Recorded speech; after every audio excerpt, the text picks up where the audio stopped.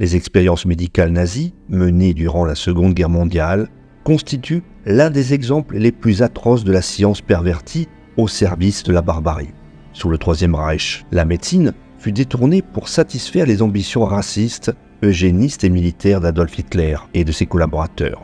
Sous couvert de recherches scientifiques, les médecins nazis ont commis des actes d'une cruauté sans nom, transformant des êtres humains en cobayes pour des expériences souvent absurdes et toujours inhumaines. Ces pratiques, qui se sont déroulées principalement dans les camps de concentration, ont causé la mort et la souffrance de milliers de personnes innocentes, tout en marquant à jamais l'histoire de la médecine et de l'éthique.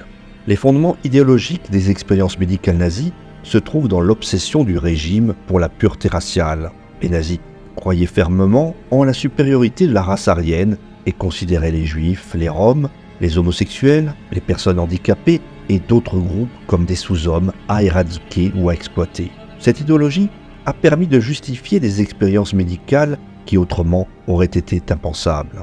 Ainsi, sous la direction d'éminents médecins, dont beaucoup avaient une formation académique prestigieuse, ces expériences ont été présentées comme un service à la science et à l'humanité, alors qu'elles ne visaient en réalité qu'à renforcer l'appareil répressif nazi et à concrétiser ses projets de domination raciale. Les types d'expériences menées étaient variés et souvent effroyables. Parmi les plus notoires, on trouve celle sur l'hypothermie, conduite pour comprendre comment les soldats allemands pouvaient survivre dans des conditions de froid extrême. Pour cela, des prisonniers étaient immergés dans des bains d'eau glacée ou exposés à des températures extrêmement basses, sans protection, jusqu'à ce que leur corps ne puisse plus supporter le choc thermique. Ces expériences, qui se déroulaient sous l'œil impassible des médecins, étaient accompagnées d'une souffrance atroce pour les victimes, dont beaucoup mouraient dans d'horribles conditions. Les expériences sur la malaria et d'autres maladies infectieuses sont également tristement célèbres. Dans le but de tester des traitements potentiels, les prisonniers, souvent des personnes en mauvaise santé à cause des conditions de vie épouvantables des camps, étaient délibérément infectés. Les médecins nazis leur administraient ensuite divers médicaments expérimentaux, sans se soucier des effets secondaires graves ou des douleurs qu'ils pouvaient causer.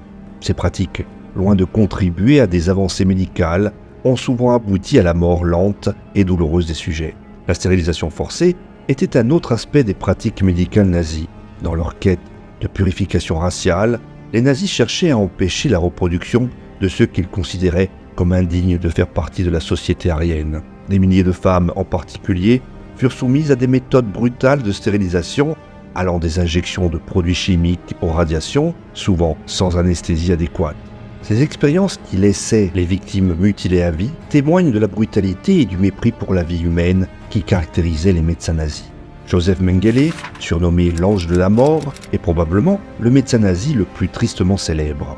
Son nom est associé aux expériences sur les jumeaux qu'il menait à Auschwitz. Mengele était obsédé par l'idée de découvrir les secrets de la génétique pour prouver la supériorité aryenne. Il sélectionnait généralement des paires de jumeaux, souvent des enfants, et les soumettait à des expériences cruelles, telles que des amputations ou des injections de produits chimiques dans les yeux pour changer leur couleur. De nombreuses victimes de Mengele ont péri des suites de ces expérimentations qui n'ont abouti à aucune découverte scientifique valable, mais ont laissé derrière elles un héritage de terreur et de souffrance. Les expériences nazies sur la transplantation d'organes et de membres sont un autre exemple de la déshumanisation extrême à laquelle les victimes étaient soumises. Les organes étaient prélevés sans aucune considération pour la douleur ou la survie des sujets.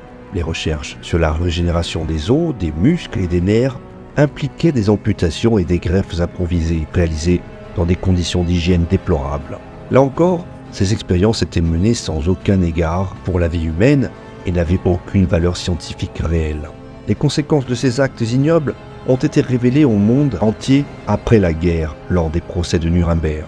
Plusieurs médecins nazis furent jugés et condamnés pour crimes de guerre et crimes contre l'humanité. Le procès des médecins a conduit à la formulation du Code de Nuremberg, un ensemble de principes éthiques qui établissent que le consentement éclairé est indispensable pour toute expérimentation humaine. Ce code reste un fondement de l'éthique médicale moderne, du moins en théorie. L'unité 731, officiellement connue sous le nom de Département de prévention des épidémies et de purification de l'eau de l'armée de Kwantung, fut l'une des unités les plus sinistres de l'histoire militaire japonaise.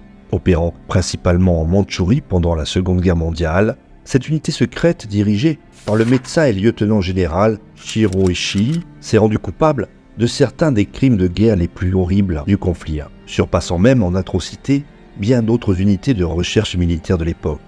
Derrière le masque de la recherche scientifique, l'unité 731 a mené des expériences inhumaines sur des milliers de prisonniers, principalement des Chinois, mais aussi des Coréens, des Mongols et même des prisonniers de guerre alliés dans le cadre de son programme de recherche sur la guerre bactériologique et chimique. L'unité 731 fut fondée en 1932 sous l'impulsion de Shiro Ishii, un médecin militaire japonais convaincu que la guerre bactériologique représentait une arme potentiellement décisive dans les conflits futurs. L'unité opérait sous un secret absolu, camouflée sous des appellations inoffensives, et son quartier général était situé à Pingfang, un district proche de Harbin, dans le nord-est de la Chine occupée. Le complexe de Pingfang, d'une superficie équivalente à plus de 150 hectares, était un véritable centre de recherche scientifique, doté de laboratoires, de chambres de confinement pour les expériences humaines, d'installations pour la production en masse d'agents pathogènes, ainsi que de crématoriums pour se débarrasser des corps des victimes. Les cobayes humains, surnommés Maruta ou bûches par les membres de l'unité pour les déshumaniser, étaient soumis à des expériences d'une brutalité inimaginable. Parmi les pratiques les plus courantes, on trouve les vivisections, souvent réalisées sans anesthésie, dans le but d'observer en temps réel les effets des maladies et des blessures sur le corps humain. Ces vivisections incluaient l'extraction d'organes pour examiner les dommages causés par diverses infections ou par des blessures infligées délibérément.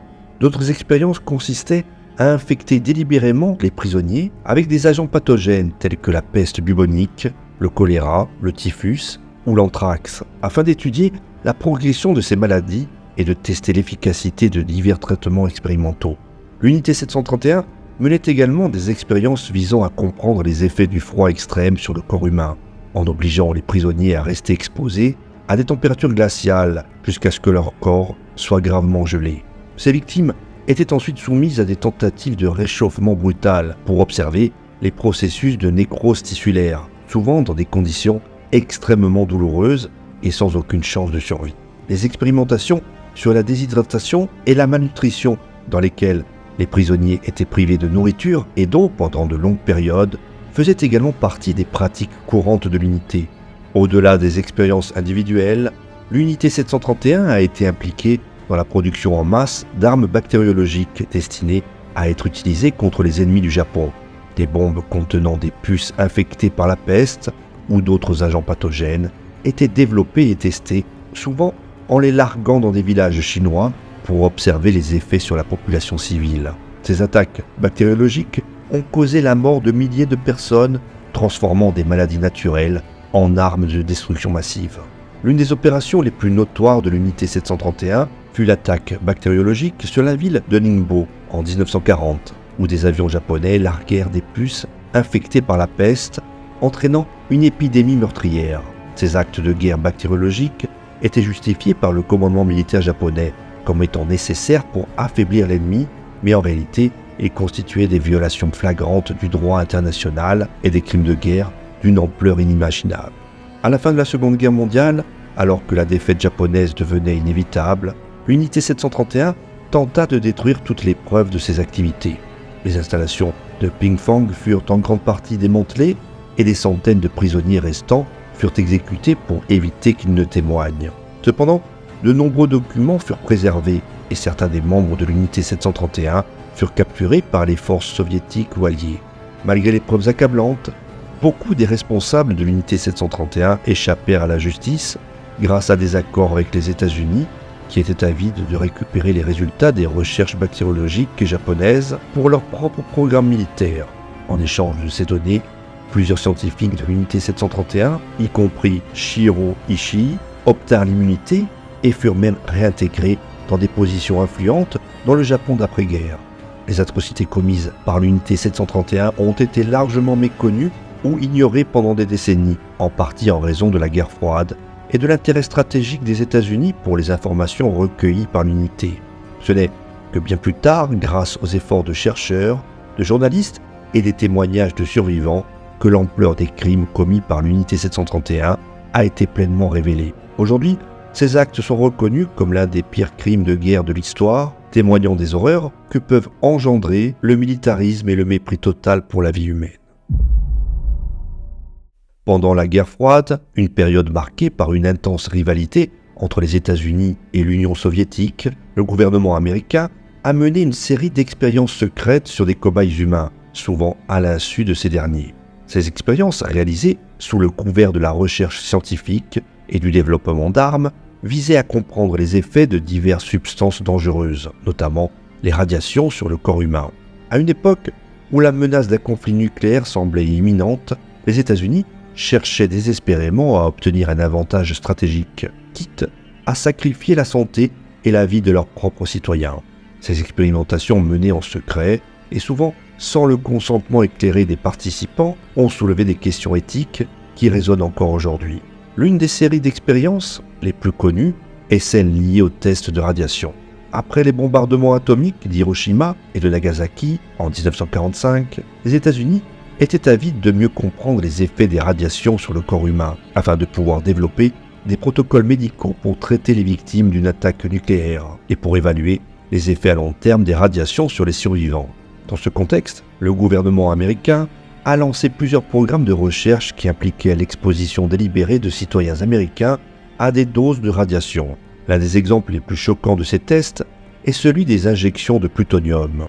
Entre 1945 et 1947, des scientifiques sous la direction de la Commission de l'énergie atomique des États-Unis, l'AEC, ont injecté du plutonium, un élément radioactif hautement toxique, à des dizaines de personnes, dont beaucoup étaient des patients hospitalisés pour des raisons sans rapport avec les radiations.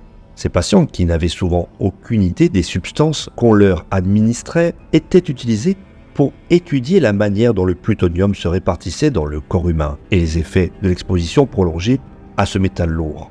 Les résultats de ces expériences, bien que précieuses pour les scientifiques de l'époque, furent obtenus au prix d'une violation flagrante des droits des patients et de leur dignité. Outre les injections de plutonium, le gouvernement américain a également mené des expériences impliquant l'exposition des populations à des radiations sur une plus grande échelle. L'une des méthodes utilisées consistait à organiser des essais nucléaires atmosphériques dans le désert du Nevada, qui ont eu lieu régulièrement dans les années 1950 et 1960. Les retombées radioactives de ces explosions se dispersaient parfois sur de vastes zones habitées, exposant ainsi des communautés entières à des niveaux de radiation qui ont entraîné une augmentation significative des cancers et d'autres maladies graves. Les habitants de ces régions, surnommés plus tard les Downwinders, n'étaient souvent pas informés des dangers auxquels ils étaient exposés, et beaucoup d'entre eux ne comprenaient pas pourquoi leur santé se détériorait au fil des ans. Un autre exemple notable est celui de l'expérience de Vanderbilt, menée dans les années 1940 sur des femmes enceintes à Nashville dans le Tennessee. Environ 800 femmes enceintes, recrutées dans un hôpital de la région, ont reçu des cocktails de vitamines auxquels avaient été ajoutées des doses de fer radioactif, sous prétexte de tester les effets du fer sur la santé des femmes et de leurs bébés. Ce que ces femmes ignoraient, c'est que le fer utilisé dans l'expérience était marqué avec un isotope radioactif, permettant aux chercheurs de suivre sa circulation dans le corps. Les effets à long terme sur ces femmes et leurs enfants furent désastreux, avec une augmentation des risques de cancer et d'autres maladies graves. Dans le cadre de ces expériences, les prisonniers ont également été souvent utilisés comme cobayes, en raison de leur situation vulnérable et de leur incapacité à refuser la participation. Dans plusieurs prisons américaines, les détenus ont été exposés à des radiations, parfois par l'application directe de substances radioactives sur leur peau ou par ingestion, dans le but de comprendre les effets sur les tissus humains. Ces expérimentations menées sans respect des droits des individus étaient justifiées par une supposée contribution à la science et à la sécurité nationale, mais elles ont en réalité infligé des souffrances inutiles à des centaines de personnes. Enfin, le programme de test de gaz moutarde est un autre exemple d'expérimentation secrète du gouvernement américain. Pendant la Seconde Guerre mondiale, les soldats américains ont été exposés délibérément à des gaz moutarde dans le cadre d'études visant à comprendre les effets de ce gaz toxique sur les êtres humains. Les soldats, souvent des volontaires inconscients des risques ou des recrues involontaires, ont subi des brûlures sévères, des lésions pulmonaires et d'autres effets à long terme. Pendant des décennies, Ces soldats ont été réduits au silence, ne recevant ni reconnaissance, ni compensation pour les souffrances endurées. Ces expériences humaines secrètes, menées par le gouvernement américain pendant la guerre froide, révèlent un sombre chapitre de l'histoire de la science et de la médecine. Motivés par la peur de la guerre nucléaire et le désir de dominer le champ des armes chimiques et biologiques, ces expérimentations ont souvent mis de côté l'éthique au profit d'objectifs stratégiques. Les victimes, qui incluaient des citoyens ordinaires, des soldats, des prisonniers et des populations marginalisées, ont été sacrifiées sur l'autel de la science et de la sécurité nationale, souvent sans jamais savoir qu'elles avaient en fait été utilisées comme cobayes. Dans la nuit du 26 avril 1986, la centrale nucléaire de Tchernobyl, située dans le nord de l'Ukraine, est secouée par l'une des plus graves catastrophes nucléaires de l'histoire. Les événements se déroulent à 1h23 du matin, alors qu'un test de sécurité est en cours sur le réacteur numéro 4. Ce test, destiné à simuler une panne de courant et à vérifier si les turbines pouvaient continuer à alimenter les systèmes de sécurité en électricité, aurait dû être un exercice de routine. Cependant, plusieurs erreurs de manipulation et des faiblesses techniques propres aux réacteurs de type RBMK entraînent une escalade incontrôlable. La puissance du réacteur est abaissée bien en dessous de ce qui était prévu, puis augmentée de manière brutale. Cette instabilité pousse le réacteur à ses limites, mais les ingénieurs, sous pression pour terminer le test, décident de poursuivre, et ce, malgré les signes d'alerte. En quelques secondes, une réaction en chaîne explosive s'enclenche. 2 déflagrations se produisent, la première projetant un nuage de vapeur, et la seconde pulvérisant la structure du réacteur. Le toit du réacteur est soufflé, laissant les matériaux radioactifs exposés à l'air libre et projetant des débris incandescents dans les environs. La confusion règne immédiatement.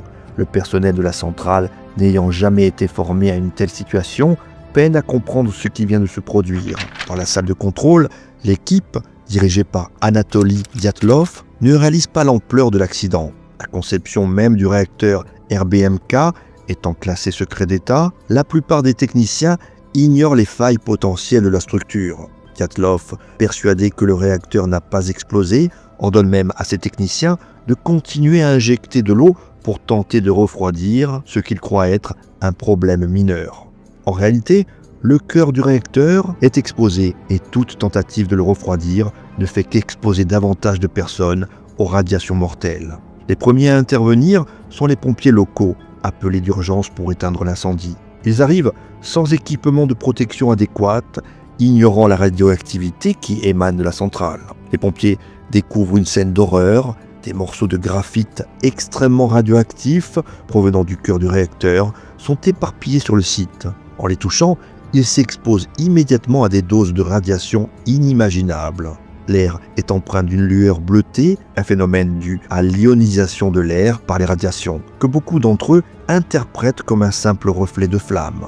Justement, ils tentent de combattre les flammes avec des moyens classiques, mais ressentent rapidement des symptômes inhabituels, nausées, vertiges, picotements intenses sur la peau. Ces premiers signes sont en fait les symptômes d'une exposition aiguë aux radiations, mais ils continuent leur travail sans réaliser le danger qui les entoure. Les témoignages recueillis plus tard racontent l'horreur de ces premiers moments. L'un des pompiers, Vassili Ignatenko, rapporte avoir senti une chaleur intense sur sa peau en approchant du site, bien qu'il ne soit pas près des flammes. Les premières heures sont marquées par une série de décisions erronées, alors que les opérateurs et les autorités minimisent l'ampleur de l'accident.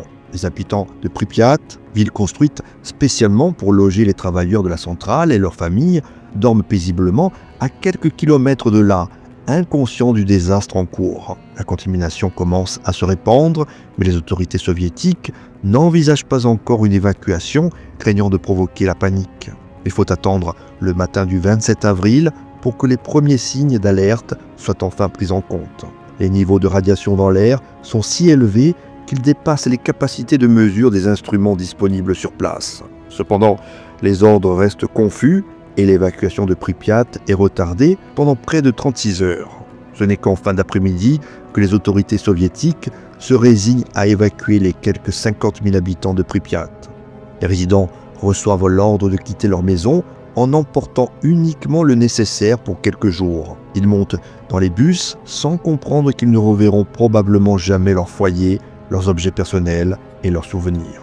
Certains sont même convaincus qu'ils pourront revenir rapidement, mais la réalité est bien plus sombre. La ville sera abandonnée pour toujours et des niveaux de radiation extrêmes rendront l'endroit inhabitable pour des milliers d'années. Les habitants de Pripyat ne sont pas informés de la gravité de la situation, on leur dit simplement que l'évacuation est temporaire. Les familles montent dans les bus, les enfants emportant leurs jouets préférés, sans se douter de la réalité des radiations invisibles qui les entourent. L'inquiétude grandit, mais les instructions sont strictes. Et le régime soviétique veille à contrôler l'information pour éviter de semer la panique. La décision tardive d'évacuer aura des conséquences désastreuses sur la santé des résidents qui continueront de subir les effets des radiations dans les années à venir. Pendant ce temps, l'Union soviétique est confrontée à l'ampleur inédite de la crise. Les premiers efforts de confinement commencent presque immédiatement après l'évacuation de Pripyat.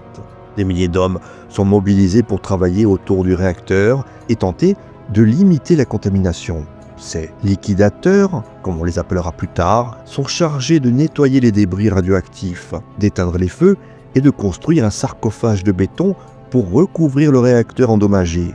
Les liquidateurs incluent des pompiers, des soldats, des mineurs et des ingénieurs, souvent mal formés sur les risques qu'ils encourent. Ils se relaient par centaines pour des interventions de quelques minutes seulement, car les niveaux de radiation sont si élevés que rester plus longtemps les exposerait à des doses mortelles. Les conditions de travail sont terribles. Les liquidateurs ne disposent souvent que d'un équipement de protection rudimentaire, comme des masques en papier et des combinaisons de plomb qui ne couvrent pas entièrement leur corps. Beaucoup utilisent des moyens improvisés pour manipuler les débris radioactifs, comme des pelles ou des balais, ignorant que chaque contact avec ces matériaux augmente leur risque de développer des maladies graves. En dépit du danger, certains liquidateurs accomplissent leur mission avec un dévouement exceptionnel. Ils sont conscients des conséquences pour leur propre santé, mais beaucoup d'entre eux ressentent un devoir patriotique, persuadés qu'ils contribuent à prévenir une catastrophe encore plus grande.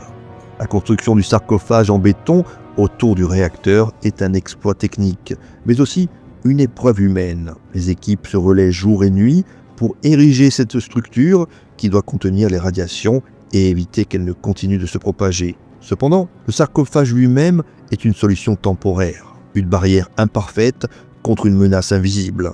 Le sacrifice des liquidateurs sauvera sans doute des vies en limitant la diffusion des matières radioactives, mais le coût humain est immense.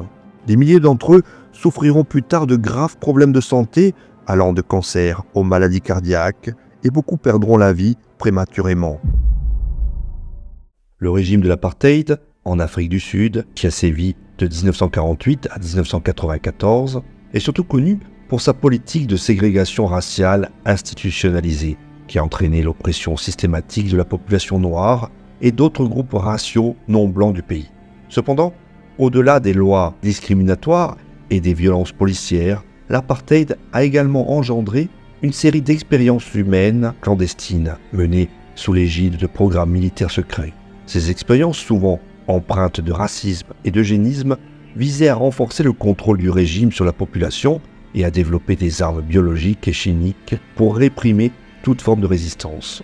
Les victimes, généralement issues des communautés les plus vulnérables, étaient soumises à des traitements inhumains, leur vie sacrifiée sur l'autel des ambitions scientifiques et politiques du régime. Le programme le plus infâme du régime de l'apartheid en matière d'expérimentation humaine fut le Projet Ghost, un programme secret de guerre biologique et chimique lancé dans les années 1980 sous la direction du professeur Wouter Basson, surnommé Docteur la Mort.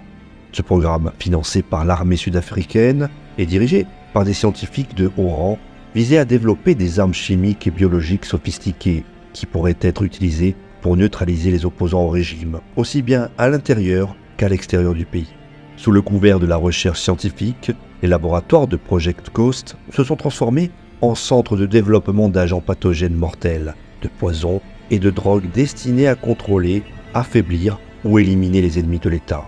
Parmi les objectifs principaux du Project Ghost, on trouve le développement d'armes chimiques et biologiques destinées à cibler spécifiquement les populations noires, considérées par les architectes de l'apartheid comme une menace à la survie du régime blanc. Le programme de recherche s'est intéressé à la création de substances qui pouvaient stériliser ou affaiblir la population noire, une manifestation terrifiante de l'obsession eugéniste qui imprégnait certains secteurs du régime. Des expériences furent menées pour concevoir des toxines qui pourraient être introduites dans l'eau ou la nourriture consommée par les populations noires, dans le but de réduire leur capacité de résistance et de reproduction.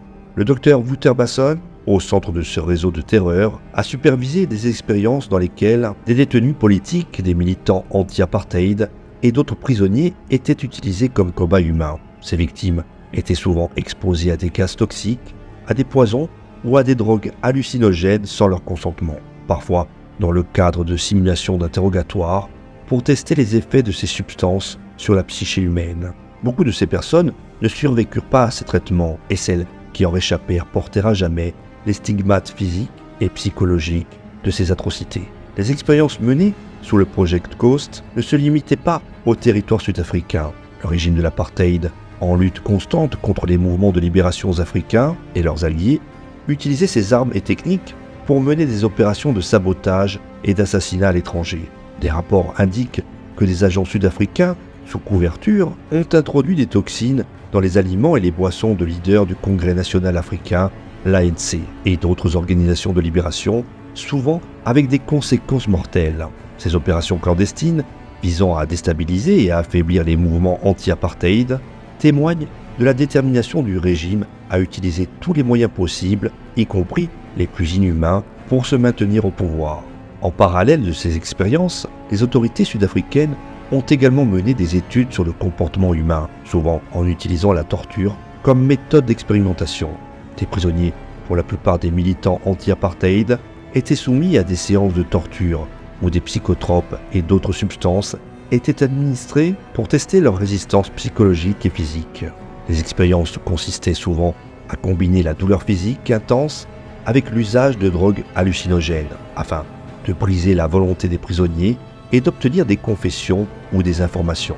Ces pratiques barbares étaient non seulement une violation des droits humains, mais aussi un mépris total pour la dignité et l'intégrité des individus, considérés comme de simples instruments dans une guerre psychologique impitoyable.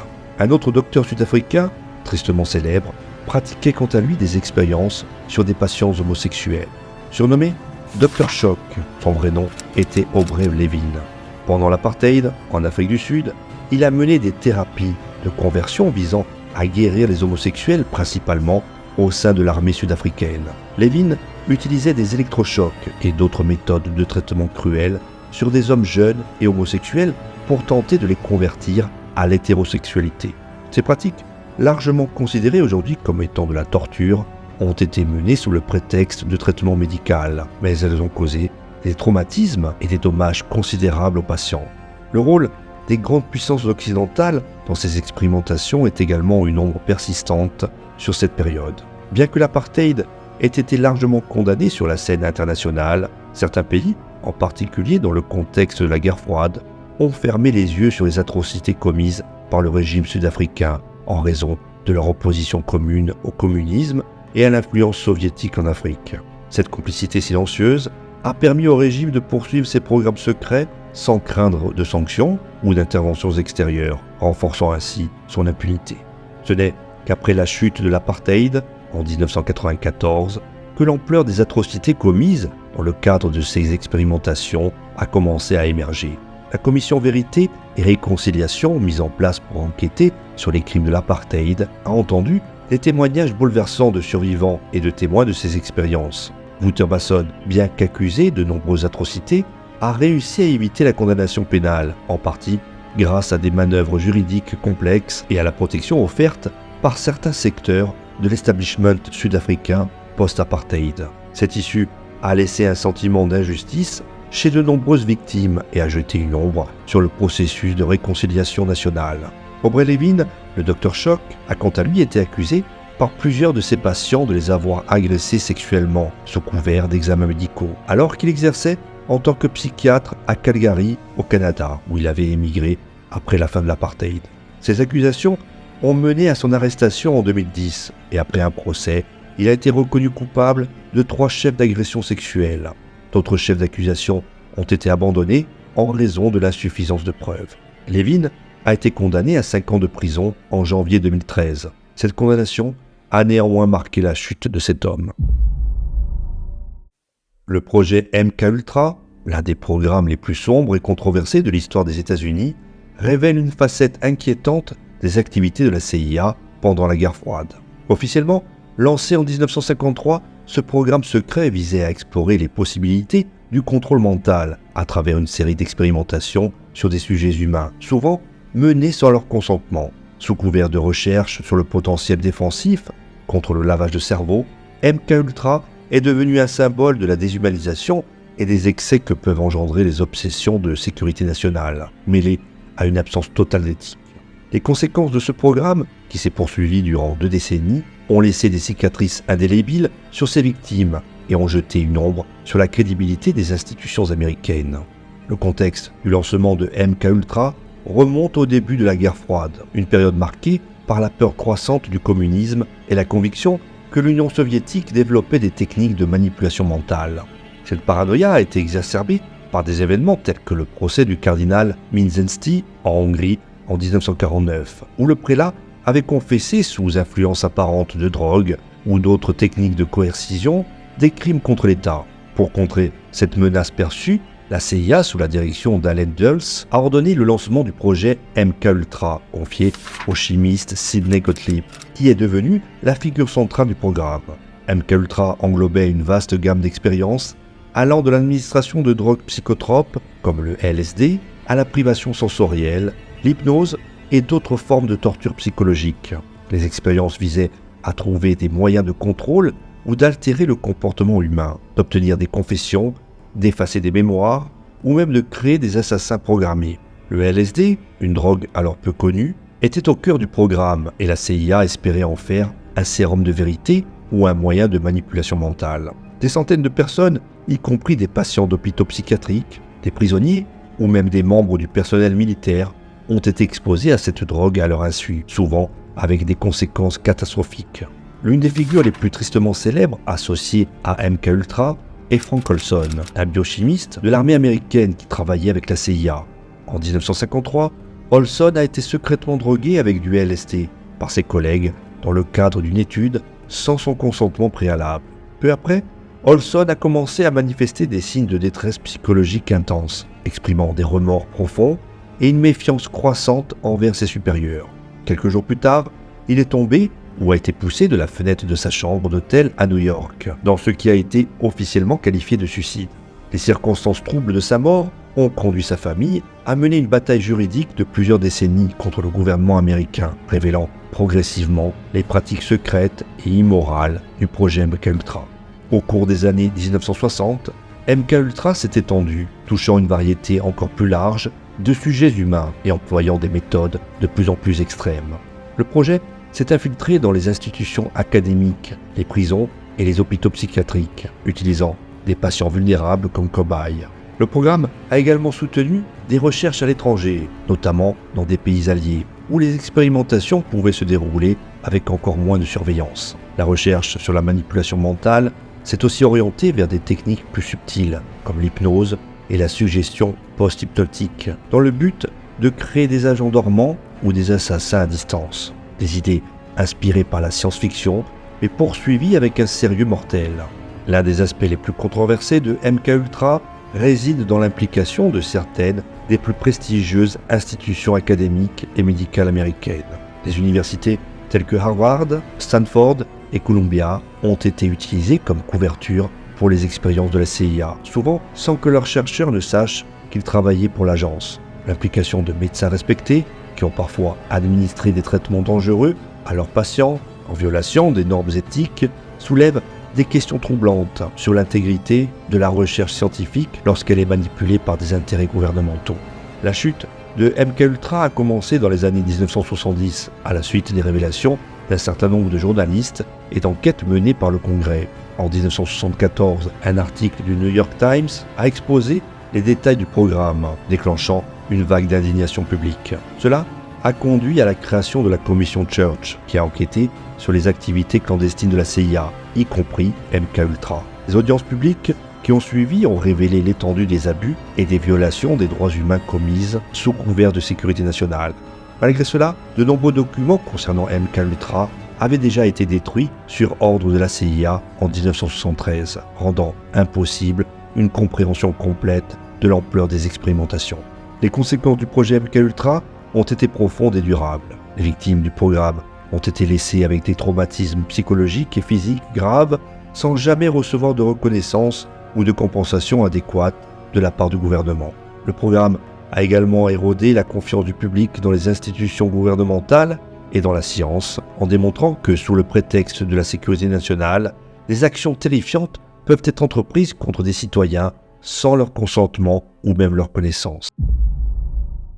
Le cas du petit Albert est l'un des exemples les plus célèbres et controversés de l'histoire de la psychologie, illustrant les méthodes expérimentales du conditionnement classique, un domaine de recherche développé par le psychologue américain John B. Watson au début du XXe siècle. En 1920, Watson, alors chercheur à l'université Johns Hopkins, a entrepris une expérience visant à démontrer que les émotions humaines, telles que la peur, pouvaient être conditionnées chez un individu, de la même manière que le réflexe salivaire chez un chien avait été conditionné par Ivan Pavlov dans ses célèbres expériences. L'expérience impliquait un jeune enfant connu sous le pseudonyme de Petit Albert, qui à l'époque de l'expérience n'avait que 9 mois. Albert, dont l'identité réelle reste incertaine, était un nourrisson en bonne santé, issu d'une famille modeste, sa mère travaillant comme nourrice à l'hôpital où Watson menait ses recherches. En utilisant Albert comme sujet, Watson cherchait à tester la théorie selon laquelle il était possible d'induire une réponse émotionnelle de peur en associant un stimulus neutre à un stimulus effrayant.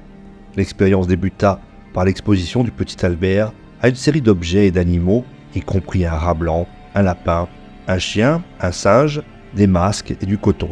Lors de ses premières expériences, Albert ne montra aucun signe de peur. Il semblait même curieux et intéressé par ces objets et animaux. Le rat blanc, en particulier, semblait l'intriguer et il tendait la main pour le toucher sans aucune hésitation ni crainte. Watson passa ensuite à la phase de conditionnement. Chaque fois qu'Albert touchait ou tentait de toucher le rat blanc, Watson frappait violemment une barre de métal avec un marteau juste derrière la tête de l'enfant, produisant un bruit fort et soudain. Ce son effrayant fit sursauter et pleurer Albert, provoquant une réaction de peur intense. Watson répéta cette procédure plusieurs fois au cours des séances de conditionnement, associant systématiquement le son terrifiant à la présence du rat. Rapidement, Albert commença à montrer des signes de détresse à la seule vue du rat, même en l'absence du bruit fort. Cette réaction indiquait que le conditionnement avait été réussi. Albert avait appris à associer le rat blanc, initialement neutre, avec la peur induite par le son effrayant. Ce phénomène est ce que Watson appelait le conditionnement classique, où le stimulus neutre devient capable de provoquer une réponse émotionnelle à travers l'association répétée avec un stimulus aversif. L'expérience ne s'arrêta pas là. Watson chercha à déterminer si cette peur conditionnée pouvait se généraliser à d'autres stimuli similaires. En effet, Albert montra rapidement des signes de peur, non seulement en présence du rat blanc, mais aussi lorsqu'il était exposé à d'autres objets poilus, comme un lapin, un chien ou même un manteau en fourrure. Cette généralisation démontrait que le conditionnement ne se limitait pas à l'objet original, mais pouvait s'étendre à des stimuli ayant des caractéristiques communes avec le stimulus conditionné. Bien que l'expérience ait été considérée comme un succès en termes de démonstration du conditionnement classique, elle suscita rapidement des critiques éthiques. Watson n'a jamais pris de mesures pour déconditionner le petit Albert, c'est-à-dire pour désapprendre la peur qu'il avait acquise. Après la fin de l'expérience, Albert a été retiré de l'hôpital par sa mère et son sort ultérieur est resté inconnu pendant des décennies, ajoutant une dimension tragique à cette étude. Le fait que cet enfant ait été délibérément traumatisé pour les besoins d'une expérience, sans qu'on lui offre ensuite la possibilité de revenir à un état émotionnel normal, pose des questions graves sur l'éthique des méthodes de recherche en psychologie. Le cas du petit Albert est devenu un symbole de l'absence de considération éthique dans les recherches psychologiques de l'époque. À une époque, justement, où les normes éthiques étaient loin d'être ce qu'elles sont aujourd'hui, les chercheurs disposaient d'une grande liberté pour mener des expériences sur des sujets humains, souvent sans leur consentement éclairé, et encore moins celui de leurs parents dans le cas d'enfants. Le petit Albert, en tant que sujet vulnérable, n'avait aucun moyen de se défendre ou de refuser de participer à l'expérience, ce qui en fait une victime de la quête de connaissances scientifiques. Au fil du temps, l'identité réelle du petit Albert a fait l'objet de nombreuses spéculations et recherches. En 2009, des recherches ont proposé que le vrai nom d'Albert était Douglas Merritt, un enfant qui est malheureusement décédé à l'âge de 6 ans, probablement des suites de complications médicales non liées à l'expérience. Cette identification, bien que plausible, reste sujette à débat et l'incertitude qui entoure l'identité d'Albert ajoute une couche supplémentaire de mystère et de tristesse à cette histoire. Entre 1946 et 1948, le gouvernement américain a mené l'une des expériences médicales les plus sombres et les plus scandaleuses de son histoire au Guatemala, sous la direction du docteur John C. Cutler. Ces expériences secrètes, financées par le service de santé publique des États-Unis et soutenues par d'autres agences gouvernementales, visaient à étudier la syphilis et d'autres maladies sexuellement transmissibles, les MST, en infectant délibérément des sujets humains sans leur consentement. Les victimes de ces expérimentations incluaient des prisonniers, des patients psychiatriques, des soldats et même des orphelins, révélant une violation flagrante des droits humains au nom de la recherche scientifique. À l'époque, les autorités américaines s'inquiétaient de la propagation des MST, en particulier dans les rangs militaires. Les expériences menées précédemment à Tuskegee, où des Afro-Américains atteints de syphilis avaient été délibérément privés de traitement pour observer l'évolution naturelle de la maladie, avaient déjà soulevé des questions éthiques graves. Cependant, les expériences guatémaltèques allaient encore plus loin, puisqu'elles consistaient à infecter des personnes saines pour observer les effets des traitements expérimentaux. L'initiative de ces expériences revient à John C. Cutler, un médecin du service de santé publique des États-Unis, qui était convaincu de la nécessité de tester les nouveaux traitements pour les MST dans des conditions contrôlées. Le Guatemala, à cette époque, un pays pauvre et sous influence américaine, fut choisi comme terrain d'expérimentation. Le gouvernement guatémaltèque, corrompu et désireux de maintenir des relations favorables avec les États-Unis, donna son approbation tacite à ces expériences, permettant à Cutler et à son équipe de mener leurs recherches sans entrave. Les méthodes employées étaient aussi brutales qu'immorales. Les chercheurs utilisaient des prostituées, elles-mêmes infectées par la syphilis ou la gonorrhée, pour transmettre la maladie à des prisonniers et des soldats. Lorsque cette méthode ne produisait pas les résultats escomptés, ils passaient à des techniques plus directes, comme l'inoculation de la maladie à travers des coupures sur la peau ou l'injection directe de bactéries dans le pénis, le bras ou le dos des sujets. Les patients psychiatriques, considérés comme particulièrement vulnérables et incapables de donner leur consentement, étaient parmi les principales cibles de ces expérimentations. Les conséquences pour les victimes étaient dévastatrices. Beaucoup d'entre elles développèrent des infections graves, souffrant de symptômes douloureux et parfois mortels. Bien que certains aient reçu des traitements à la pénicilline, le médicament miracle, récemment découvert pour la syphilis, d'autres furent laissés sans soin, devenant des objets d'observation pour les chercheurs. Il n'existe pas de chiffre précis sur le nombre total de personnes infectées ou décédées à la suite de ces expériences, mais les estimations suggèrent que plusieurs centaines de Guatémaltèques ont été infectés. Ces expérimentations sont restées secrètes pendant des décennies, et ce n'est qu'en 2010 que l'historienne médicale, Suzanne Reverby, découvrit les documents relatifs à ces études dans les archives personnelles de John C. Cutler. Les révélations de Reverby provoquèrent un tollé international, obligeant le gouvernement américain à reconnaître ces atrocités. Le président Barack Obama présenta des excuses officielles au gouvernement et au peuple guatémaltèque pour les expérimentations non éthiques menées par les États-Unis. Il promit également une enquête approfondie et des mesures pour prévenir de telles violations des droits humains à l'avenir. L'affaire Cutler a profondément marqué la communauté scientifique et médicale, remettant en question la confiance du public dans les institutions de recherche. Elle a révélé à quel point les populations vulnérables, en particulier dans les pays en développement, peuvent être exploitées au nom de la science. Ces événements ont conduit à un renforcement des réglementations éthiques internationales, y compris les principes de Belmont, qui établissent des lignes directrices strictes pour la recherche médicale sur des sujets humains. Malgré les excuses officielles et la condamnation généralisée des expériences de Cutler, les séquelles de cette tragédie se font encore sentir aujourd'hui. De nombreuses victimes et leurs familles n'ont jamais reçu de compensation adéquate pour les souffrances endurées. Le Guatemala, un pays déjà dévasté par des décennies de pauvreté et de violences politiques, continue de porter le fardeau de ces atrocités. L'expérience de la prison de Stanford, menée en 1971 par le psychologue Philippe Zimbardo, est l'une des études les plus célèbres et controversées de l'histoire de la psychologie sociale. Cette expérience visait à explorer les effets psychologiques de la situation carcérale, en particulier la dynamique entre les gardiens et les prisonniers, et comment les rôles de pouvoir et de soumission peuvent affecter le comportement humain. Ce qui devait être une simple simulation dans un cadre contrôlé s'est rapidement transformé en une démonstration troublante de la manière dont les individus ordinaires peuvent adopter des comportements extrêmes sous l'influence du pouvoir et des situations oppressives. L'expérience se déroula dans le sous-sol du département de psychologie de l'université Stanford, qui fut transformé en une prison factice avec des cellules, une cour de prison et une salle d'isolement. 24 participants masculins, recrutés via des petites annonces, furent sélectionnés parmi 75 candidats pour leur santé mentale et physique. Ces participants, majoritairement des étudiants, furent répartis aléatoirement en 2 groupes, 12 gardiens et 12 prisonniers. Les gardiens portaient des uniformes kaki, des lunettes de soleil miroir pour masquer leurs yeux et étaient équipés de matraques factices. Les prisonniers, quant à eux, étaient vêtus de blouses informes et portaient des chaînes autour de leurs chevilles, symbolisant leur soumission et leur perte d'identité.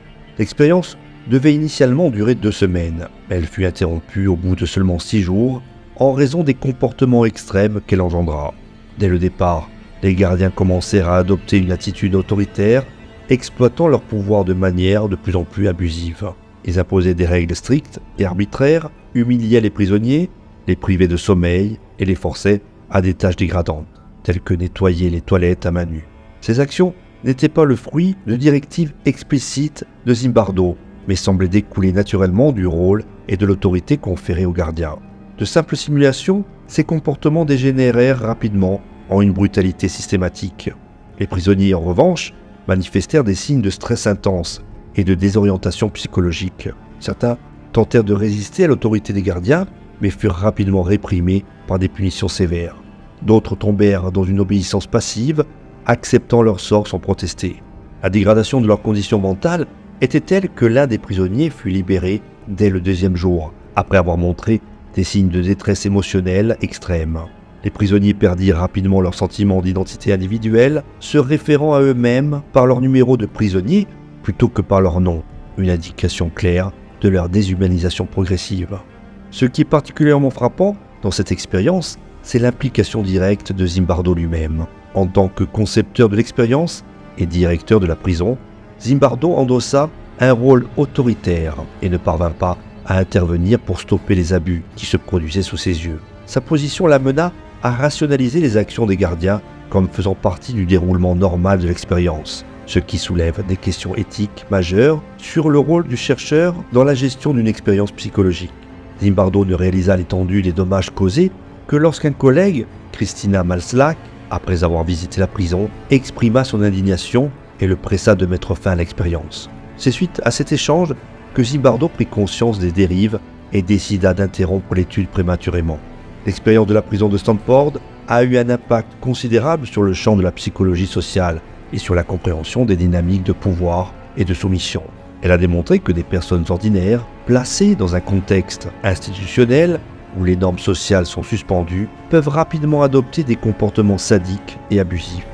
Les résultats de l'expérience ont été interprétés comme une illustration du phénomène de l'effet Lucifer, où le contexte et le pouvoir peuvent transformer des individus moralement sains en auteurs de comportements répréhensibles. Les conclusions de l'étude ont également été utilisées pour expliquer des comportements humains dans des situations réelles, comme les atrocités commises par les soldats pendant la guerre ou la brutalité observée dans certaines prisons. Cependant, l'expérience de Stanford n'a pas échappé aux critiques, tant sur le plan éthique que pédagogique. L'absence de consentement éclairé adéquat, l'encouragement indirect, les comportements abusifs et le manque de soutien psychologique aux participants sont autant de manquements qui ont été largement débattus dans les années qui ont suivi. De plus, certains chercheurs ont remis en question la validité des résultats, arguant que l'expérience était trop influencée par les attentes de Zimbardo et que les participants étaient peut-être plus conscients de la nature de la simulation qu'on ne l'a cru. Les expériences controversées de Wendell Johnson sur le bégaiement, connues sous le nom de l'expérience du monstre, sont un chapitre sombre de l'histoire de la recherche psychologique, menée En 1939, à l'université de l'Iowa, cette expérience visait à explorer les origines du bégaiement et la manière dont l'environnement peut influencer le développement du langage chez les enfants. Ce qui devait être une étude pour comprendre et potentiellement traiter le bégaiement s'est transformé en une expérience éthiquement discutable, laissant des séquelles durables sur les participants. Wendell Johnson, lui-même ancien bègue et devenu un éminent chercheur en orthophonie, était convaincu que le bégaiement n'était pas seulement un problème physiologique ou génétique, mais qu'il pouvait également être induit par des facteurs psychologiques et environnementaux. Il croyait que les pressions sociales et les réactions négatives des parents et des éducateurs pouvaient jouer un rôle crucial dans le développement de ce trouble. Pour tester cette hypothèse, Johnson conçut une expérience qu'il confia à Mary Tudor, une étudiante diplômée de l'époque dans le cadre de sa thèse de maîtrise. L'expérience impliquait 22 orphelins âgés de 5 à 15 ans, vivant dans un orphelinat de Davenport, dans l'Iowa.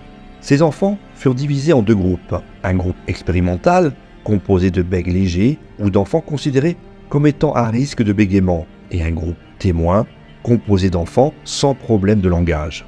Les enfants du groupe expérimental furent ensuite subdivisés en deux sous-groupes. Un sous-groupe reçut des éloges et des encouragements sur leur façon de parler, même lorsqu'ils bégayaient. L'autre sous-groupe, et c'est ici que réside la controverse, fut traité de manière diamétralement opposée. Ces enfants furent critiqués pour leur discours, on leur fit croire qu'ils bégayaient même lorsqu'ils parlaient normalement, et on les avertit que leur façon de parler était incorrecte et qu'ils devaient faire attention à leur élocution. Les effets de cette manipulation furent dévastateurs. Les enfants du sous-groupe traités négativement développèrent rapidement des signes de détresse psychologique. Certains commencèrent à manifester un bégaiement là où il n'y en avait pas auparavant, tandis que d'autres devinrent anxieux, silencieux ou hésitants dans leur discours. Leurs comportements verbaux se détériorèrent et plusieurs d'entre eux perdirent la confiance qu'ils avaient auparavant en leur capacité à parler normalement. Ce phénomène fut interprété par Johnson et Tudor comme une preuve que le bégaiement pouvait effectivement être induit par l'environnement, soutenant ainsi leur hypothèse de départ. Cependant, les répercussions sur les enfants furent beaucoup plus profondes et durables que prévu. Pour certains, les problèmes de langage persistaient bien au-delà de l'expérience et les séquelles psychologiques les accompagnaient tout au long de leur vie. Les orphelins impliqués n'étaient pas informés du véritable objectif de l'expérience, ni de la possibilité que leur discours normal soit perturbé de manière intentionnelle. Ils étaient en fait des cobayes non consentants dans une expérience qui joua avec leur bien-être émotionnel et mental. L'expérience du monstre resta largement inconnue du grand public pendant des décennies, dissimulée dans les archives universitaires et rarement discutée par les chercheurs en orthophonie ou en psychologie. Ce n'est qu'à la fin des années 1990 que l'expérience fut révélée au grand jour grâce à un article du San Jose Mercury News qui exposa les détails de l'étude et les conséquences qu'elles avaient eues sur les enfants participants. La publication de ces informations suscita un tollé général et la question de l'éthique de telles expériences fut soulevée à une échelle internationale. En 2001, l'université de l'Iowa présenta des excuses officielles pour l'expérience, reconnaissant que les méthodes employées par Johnson et Tudor avaient été inappropriées et nuisibles. L'université exprima ses regrets sur les dommages causés aux participants, bien que des compensations financières ne furent proposées qu'après un procès intenté par les survivants, aboutissant à un règlement en faveur des plaignants. L'expérience de Wendell Johnson, bien qu'elle ait contribué à des avancées dans la compréhension du bégaiement, est souvent citée comme un exemple d'échec éthique en recherche. Elle démontre les dangers de manipuler des individus, en particulier des enfants vulnérables, sans prendre en compte les conséquences psychologiques de telles interventions. Aujourd'hui, les protocoles éthiques dans la recherche sur les êtres humains sont strictement encadrés pour éviter de telles dérives, avec des comités d'éthique veillant à la protection des participants et à l'évaluation des risques psychologiques. Le projet 4.1, un programme d'expérimentation nucléaire mené par le gouvernement américain dans les années 1940 et 1950, représente une période tragique de l'histoire des essais nucléaires où les populations du Pacifique ont été exposées à des radiations et à des expériences médicales non éthiques. Ce projet, dans le contexte des essais nucléaires effectués par les États-Unis dans le Pacifique, a impliqué des essais sur les effets des expositions nucléaires sur la santé humaine, souvent sans le consentement éclairé des participants et avec des conséquences dévastatrices. Le projet 4.1, qui a été réalisé entre 1946 et 1962, est un sous-projet des expérimentations plus larges menées par les États-Unis pour étudier les effets des armes nucléaires sur l'environnement et les êtres humains. Après la Seconde Guerre mondiale, les États-Unis ont intensifié leurs recherches sur les armes nucléaires dans le cadre de la course aux armements de la guerre froide. Les tests nucléaires ont été effectués principalement sur les îles Marshall, un groupe d'îles situé dans le Pacifique central, qui était alors sous administration américaine. L'une des premières étapes du projet 4.1 fut l'explosion des bombes atomiques sur l'atoll de Bikini en 1946 dans le cadre de l'opération Crossroads. Ces explosions ont été conçues pour étudier les effets des armes nucléaires sur les navires de guerre, mais elles ont également eu des répercussions catastrophiques sur les populations locales. L'exposition aux radiations a entraîné des niveaux alarmants de contamination radioactive, affectant non seulement les îles de Bikini, mais aussi les îles voisines. Les habitants des îles Marshall, qui étaient principalement des pêcheurs et des agriculteurs vivant de manière traditionnelle, ont été déplacés de force de leur foyer pour permettre des tests.